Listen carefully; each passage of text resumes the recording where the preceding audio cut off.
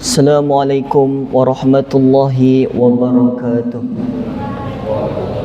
Allahumma sholli ala Muhammad. Allahumma sholli ala sayyidina Muhammad. Allahumma sholli ala sayyidina wa maulana Muhammad. Walhamdulillahi rabbil alamin. Allahumma qil salam binal muslimina wal muslimat wal mu'minina wal mu'minat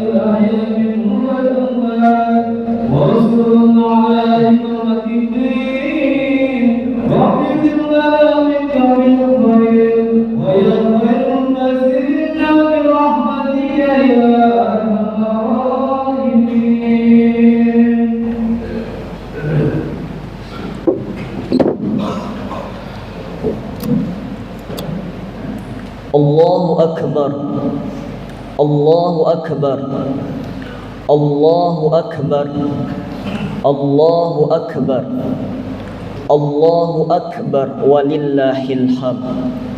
Alhamdulillah, alhamdulillahi wa kafa, wassalatu wassalamu ala rasulillahil mustafa wa ala alihi wa sahbihi wa man wafa. Allahumma salli ala sayyidina Muhammad wa ala alihi sayyidina Muhammad. Amma ba'du, faya ibadallah, usi nafsi wa iyyakum bitaqwallah. Faqad fazal muttaqun.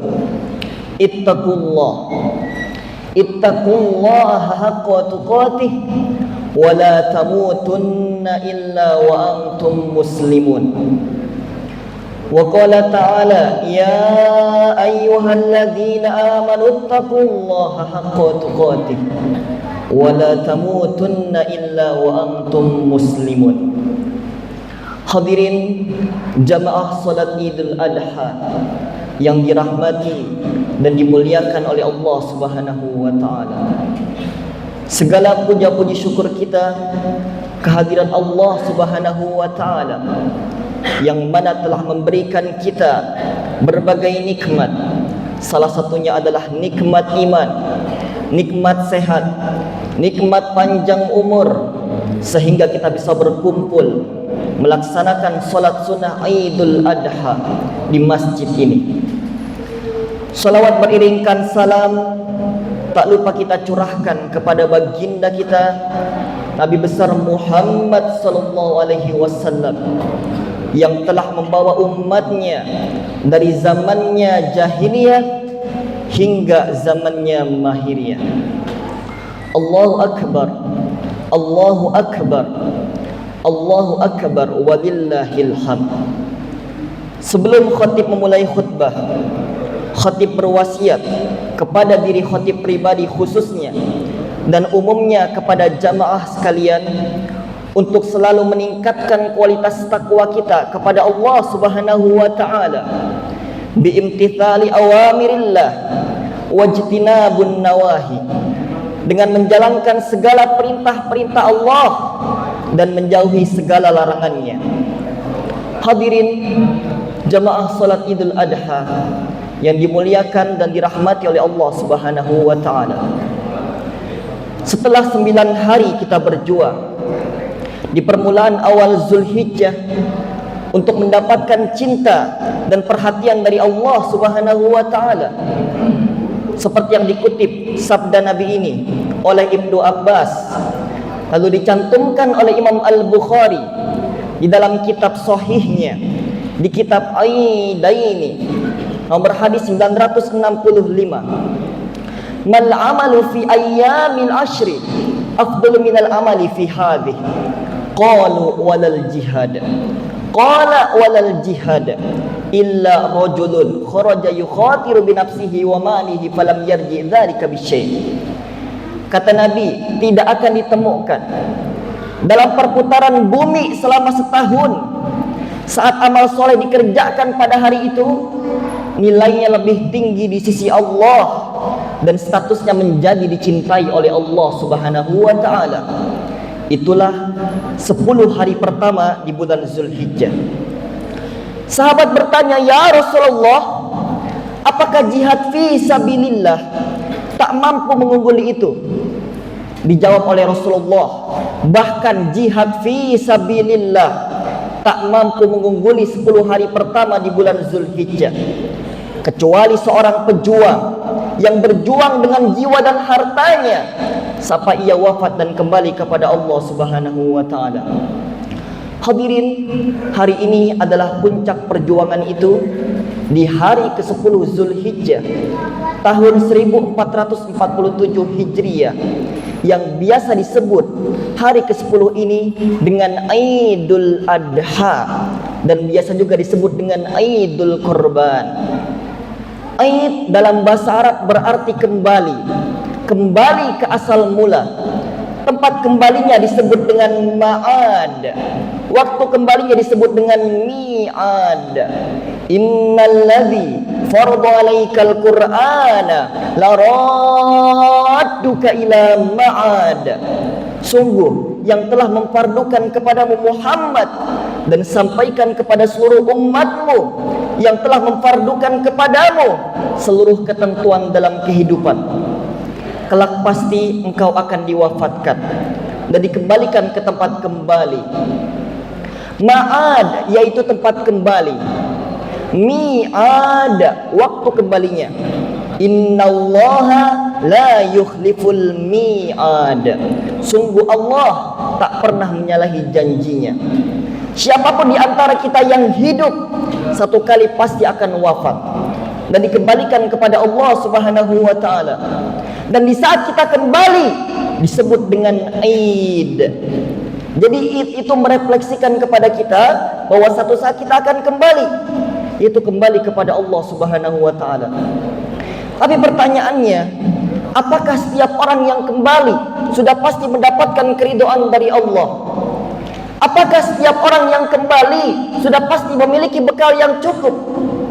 Apakah setiap orang yang kembali sudah pasti mendapatkan ampunan dari Allah?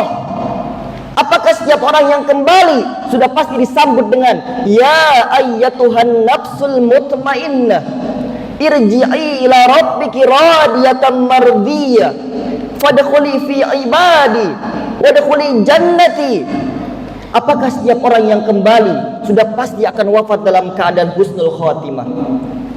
Allahu akbar, Allahu akbar, Allahu akbar, walillahil hamd. Sebelum kita menjawab itu hadirin, Allah sudah menginginkan agar setiap hamba yang kembali memiliki kedekatan dengan Allah, agar setiap hamba yang kembali mendapatkan rahmat dari Allah, agar setiap hamba yang kembali mendapatkan ampunan dari Allah Subhanahu wa taala. Dekat dalam bahasa Arab disebut dengan kurban, berasal dari kata koruba yang artinya sesuatu yang dekat. Jadi kurban itu membuat kita semakin dekat dengan Allah. Sedangkan Idul Kurban adalah momentum yang Allah berikan kepada kita untuk membangun kedekatan yang lebih dengan Allah Subhanahu wa taala. Sehingga dengan itu, di saat kita kembali, bukan hanya kembali ke hari raya ini, bukan hanya sekedar mendengarkan khutbah, bukan hanya sekedar sholat 2 rakaat, tapi pesan jauhnya yang harus kita ambil di saat kita kembali, kita wafat dalam keadaan dekat dengan Allah Subhanahu wa taala. Allahu akbar, Allahu akbar, Allahu akbar, walillahil hamd. Hadirin, supaya kita mendapatkan kurban yang berkualitas, Allah memberikan beberapa cara, tapi memiliki esensi yang sama. Cara yang pertama, ada yang diundang langsung oleh Allah ke Baitullah, ke tanah haram, untuk menunaikan satu ibadah yang disebut dengan haji. Hakikat haji tertumpuk pada Arafah. Kata Nabi, al-hajju Arafah.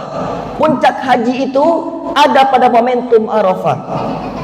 Kenapa disebut dengan Arafah?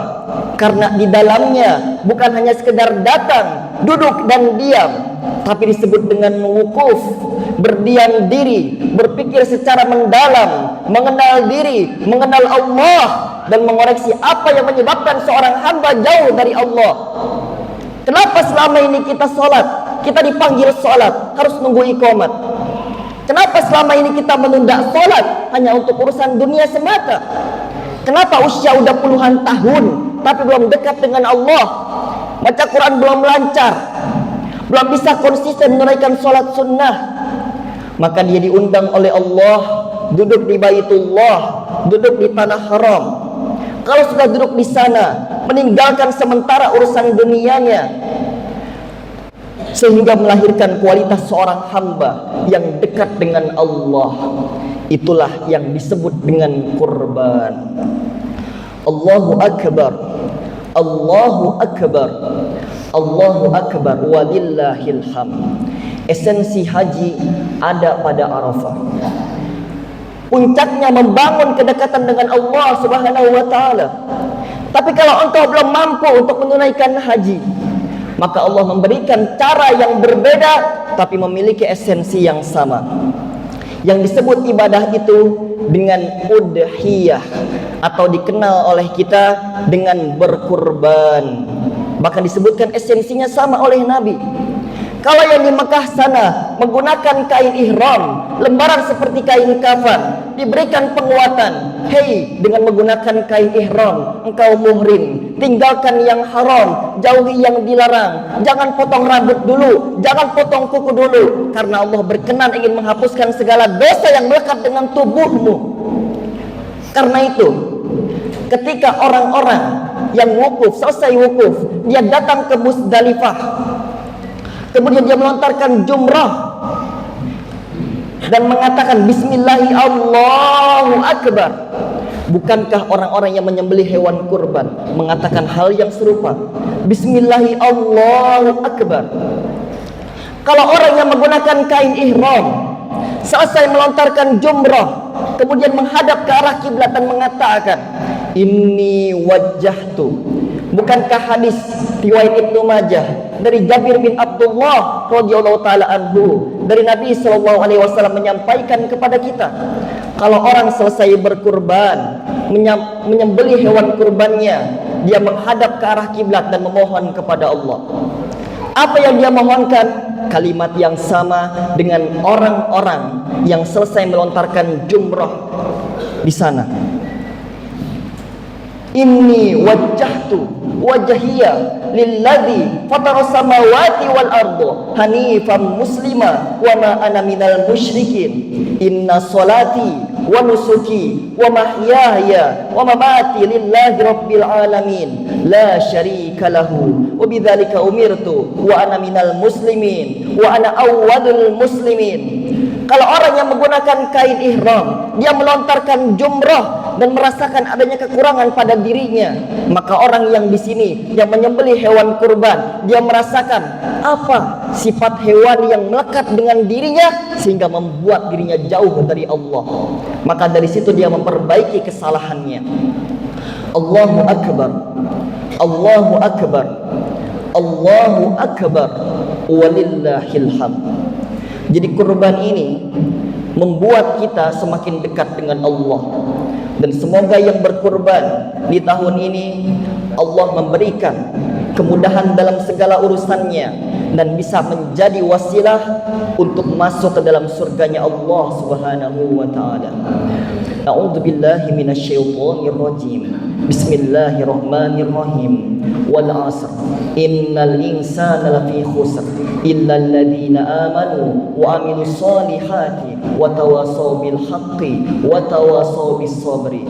Barakallahu li wa lakum fil Qur'anil azim wa nafa'ani wa iyyakum bima fihi minal ayati wadh-dhikril hakim. Wa taqabbalallahu minna wa minkum tilawatahu innahu huwas samiul alim. Fastaghfiru li wa lakum wa lisairil muslimina wal muslimat wal mu'minina wal mu'minat fastaghfiru innahu huwal ghafurur rahim. Allah